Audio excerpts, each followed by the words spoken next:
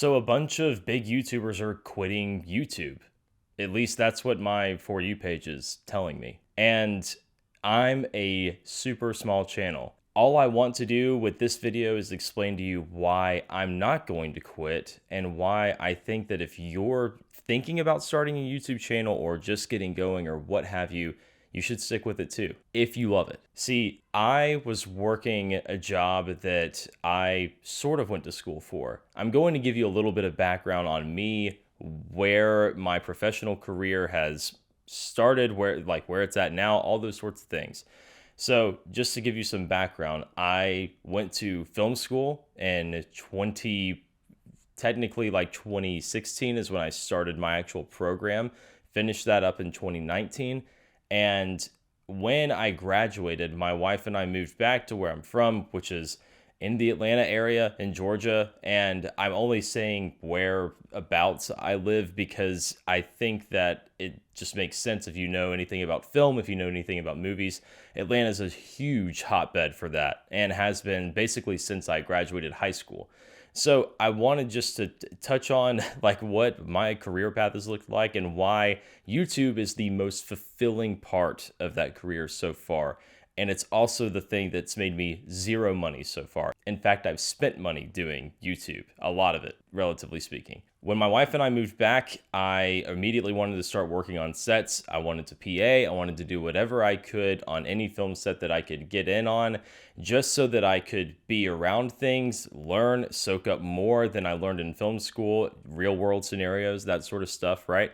And I quickly found out that the film production life is not necessarily conducive to being a family man, which is at the end of the day and at my core what I'm kind of all about. My family means everything to me, so I want to be around for them, right? I don't want to be working all the time. So I sort of pivoted and I had a call from a buddy of mine who said, "Hey, I have this opportunity and it would be adjacent to what you went to school for, not a one-to-one, but it's something that I think you'd be good at. It's part-time. You could continue doing film stuff on the side. What do you think?" And I told him no a couple of times because I really wanted to carve out my own path and not just be handed something, but really just sort of do the work myself and get in on the set or create it myself and try and do it that way. But he called me two more times. And on the third time, my wife and I talked it over. And it was one of those things where it didn't make sense for me to say no purely from a financial standpoint. But what I didn't know is that this part time job would ultimately end up becoming a full time position when 2020 hit. And I learned a lot doing this job. And I respect all of the people that I worked with there greatly. But the thing is, I had reached a point at that place that I knew I was tapped out creatively. And I didn't know if I was going to be able to sustain it long term. And truthfully, I also just knew that the job that I was working wasn't ever going to provide financially in a way that would allow my wife to quit her full-time job, which is a goal that we have at the moment. So I quit in January 2023 with the idea to basically just do content creation and marketing material for local businesses and things of that nature. I had one retainer client locked in before I started doing that sort of thing, and that was it. And basically, January through May, June, I only had that client. I had some odd gigs here and there that were supplementing income, but we were making significantly less money. And if I'm being honest, we're still kind of at that place. I've got some really good prospects on the horizon, which I'm excited about. But the thing that makes me most excited would be this channel. I talked with some friends of mine who you've seen on the channel before if you're a subscriber. If you're not, then it's okay.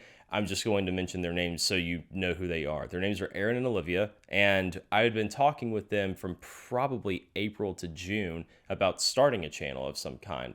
And when we talked it over, when we were sort of spitballing and brainstorming about what it could be, we all agreed that it needed to be something that was sort of fresh, and we found that we all had a bond over Disney stuff and theme park stuff. Hence, Cine Park Rangers. We all went to film school together. That's where we met. So we made a channel about film and theme parks. It was invaluable to have people alongside me, sort of putting this thing together and trying to get it off the ground, because it lit a fire under me to take it seriously. And I think that that's the key here, that if you're just starting out, you need to understand, if you're going to do this, if you want this to be your career especially, it's something that you have to put tons of work into, tons of time into. I am writing all the time, I'm shooting videos all the time, I'm editing constantly, and if you do it long enough, you get a rhythm and you get a flow. And if I'm being honest, I still don't even know that I've found that flow yet. I'm working those things out in real time. But it's one of those things where you just keep doing it, you do it more and more, and eventually you're going to hit a stride.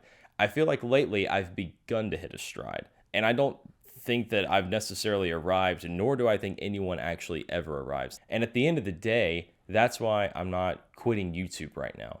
I think that there are plenty of videos covering maybe the whys of these bigger YouTubers that are stopping and not doing things anymore, or taking a big break, or significantly cutting down the volume of content. I think all those things are valid. I think all those things make sense. And when you're a channel that large, I'm not even going to pretend like I understand what that's like, because I don't. The reality, though, is that I love doing this thing. It is the one thing work-wise that has given me some real creative purpose as of late. And that's critical. If you don't know what that thing is for you, I encourage you just to start trying stuff, things that you like. Start trying things that could potentially go towards a career in that area. And for me, filmmaking and whatnot, YouTube seems silly at face value. And maybe I'm just crazy, but I felt like there was this stigma, especially after I'd gone to film school, and it's like I've focused, almost solely on narrative content and making short films or working on features or what have you. And now it's like, oh, I want to just, do sort of commentary videos on how theme parks and movies overlap.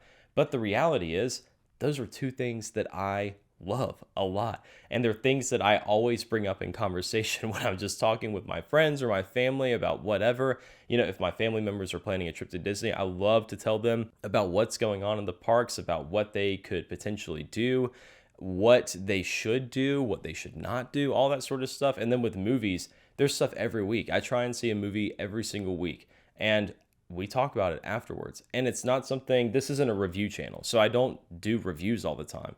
But it is one of those deals where I like to be current on things, so that if there's an overlap that I'm missing when it comes to a certain film or even a studio and a subsequent theme park, I can have it in my back pocket to talk about, right? If I'm being completely candid, I have a very bad habit of being gung-ho about something and starting it and being all about it, right?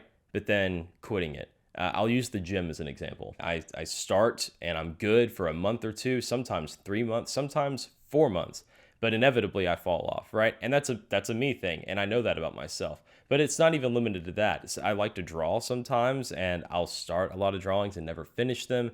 And I've found that with YouTube, making videos for YouTube, it's something that I consistently push myself to finish every single time.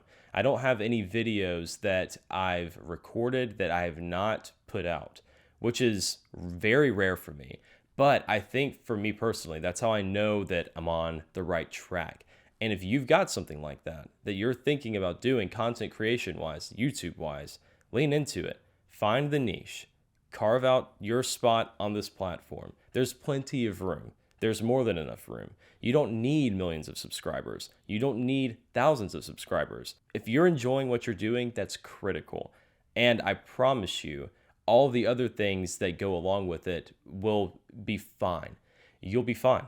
You'll want to reach out to other creators that are bigger than you and see if they're down to collaborate. You'll want to check your analytics and see how things are tracking, what's going well, what's not going well. How can you pivot and tweak things and make sense of why people are watching a video at a certain point and not later in the video?